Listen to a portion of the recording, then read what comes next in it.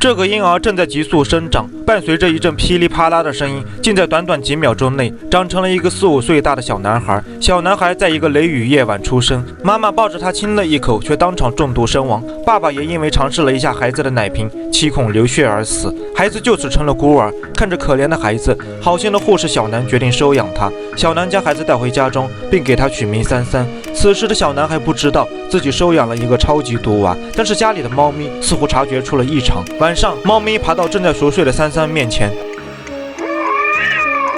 白天，猫咪只要看到三三就毛发炸起，仿佛见到什么恐惧的东西。然后小南却并没有在意。这天晚上，小南的父亲下班回家，发现自己养的鸟竟然全死了。他问小南给他喂了什么，小南说是小米拌牛奶，只不过牛奶是三三喝剩下的。回到房间，小南因为小鸟的死怎么也睡不着。他看着三三的奶瓶，脑子里闪过三三父母离奇死亡的画面，鬼使神差的拿起奶瓶就要喝上一口。然后就在这时，家里的猫突然跳了出来，打碎了奶瓶。随后，猫咪舔了一下地上的奶水，结果当场暴毙而亡。猫咪以身试险，救了主人一命。这时，窗外突然电闪雷鸣，三三被吓得哇哇大哭。小南赶紧上前想去安抚，却惊讶地发现三三的身体正在以肉眼可见的速度疯狂生长，他身上的衣服不断被撑破，几个呼吸的时间，便从一个襁褓婴儿长成了一个4、5岁大的孩童。小南被眼前的一幕吓晕了过去。三三一脸纯真，对着爷爷喊道：三三被送进了研究所，工作人员将三三的唾液注射到老鼠体内，结果无一例外，老鼠全部死亡。三三体内确实含有剧毒，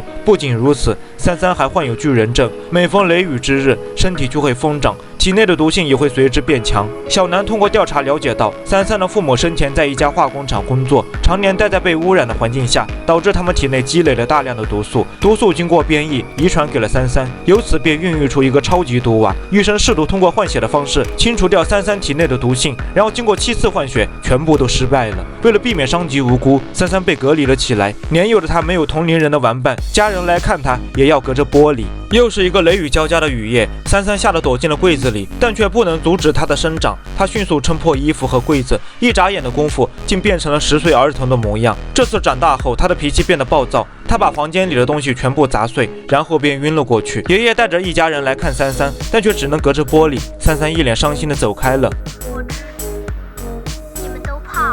看着可怜的三三，爷爷非常的心疼，然后不顾大家的反对，走进房间，把自己的手让三三抚摸。三三开心的笑了。爷爷还给三三买了很多书，说会请全世界最好的医生来给他治病。三三感动的流下了眼泪，泪水滴落在被子上，被子瞬间被腐蚀。三三体内的毒素又变强了。转眼到了新年，小南破例带三三回家吃年夜饭，但是因为他口水有毒，所以不得不和大家分开吃。三三看到大家都远远的躲着他，这让他心里很不是滋味。晚上，雷鸣闪电再次降临，三三痛苦地躺在地上嚎叫，他的身体再次疯狂生长。众人撞开房门，等他们找到三三，他已经成了一个青年男子。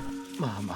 伴随着他的长大，毒性也变得越发的厉害，甚至连皮肤表面都含有剧毒。这天，三三来到阳台浇花，他将水壶和手臂一起伸进水中，水中立马产生了大量气泡，原来是皮肤里的毒素渗进了水里，被浇过水的花全部毒死了。随后，他用手轻轻触碰花朵，结果花朵瞬间枯萎。三三连忙跑到水缸边，疯狂洗手，想把毒素洗掉，却怎么也洗不掉。三三彻底崩溃了，他恨自己，更恨这个世界。他怒吼着砸碎了天台上所有的花，他长出獠牙，丧失理智的想要攻击小南。不一会儿，一大批武装人员赶到，小南大声地呼喊着不要伤害三三。这时，一名武装人员从后面爬了上来，结果被三三抓伤，当场中毒而亡。三三看到自己杀了人，这才清醒过来。最终，武装人员将三三带回了看守所，关进了牢房。这天，小南来看他，隔着牢房伸出双手，想要抱一抱三三，三三却拒绝了。他害怕了，他怕自己的毒伤到小南。到了晚上，三三再次发狂，这个男人将口水吐在牢门上，牢门瞬间被腐蚀。三三逃出了监狱，警方派出大量人员搜捕，三三一刻都不敢停歇，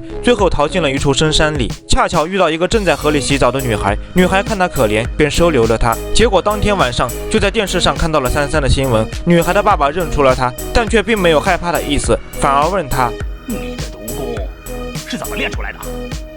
能不能教我2手？原来女孩的爸爸是个武痴，对珊珊的毒功很是佩服，当场就要拜珊珊为师。第二天，女孩让珊珊帮忙打水，可是珊珊却拒绝了，因为她怕女孩喝了她碰过的水会中毒身亡。珊珊跟女孩讲述了她的遭遇，女孩特别同情珊珊，为了鼓励珊珊，女孩编织了一个花环，可是刚给珊珊戴在头上，花环就被腐蚀烧掉了。女孩把珊珊带到河边，说河里的水多，也许可以洗掉身上的毒素。珊珊尝试着走进河里，可刚一进去，河里的水就开始沸腾起来，没一会儿，水中的鱼也都中毒身亡。这时突然刮起了大风，一道雷电闪过，珊珊再次发狂，她的面目变得狰狞，露出獠牙，一步步向女孩走去。女孩拼命逃跑，一不小心摔倒在地。珊珊猛地扑向女孩，但最终理智战胜了恶魔。珊珊没有伤害女孩，她来到河边，抱着头痛苦地嚎叫着，看着无助的珊珊，女孩觉得她非常可怜。她蹲下摸了摸珊珊的额头，然后一口亲了下去。珊珊缓缓地抬起头，一脸的震惊，以为自己的剧毒真的被洗掉了。她高兴地把女孩搂在怀里，然后下一秒，女孩的嘴角开始流血，死在了她的怀里。看着心爱的姑娘离自己而去，她觉得整个世界都失去了意义。珊珊抱着女孩的尸体来到一座小山坡上，她每走一步，脚下的干草都被腐蚀燃烧，走到哪里烧到哪里。武装人员根据燃烧的痕迹一路寻找，最后看到珊珊站在山顶上，在绝望的怒吼中被闪电击中，化成了灰烬，在雷声中出世，在雷声中离去。这就是珊珊短暂而不平凡的一生。这部影片呼吁我们要爱护环境，保护大自然，否则人类终将自食恶果。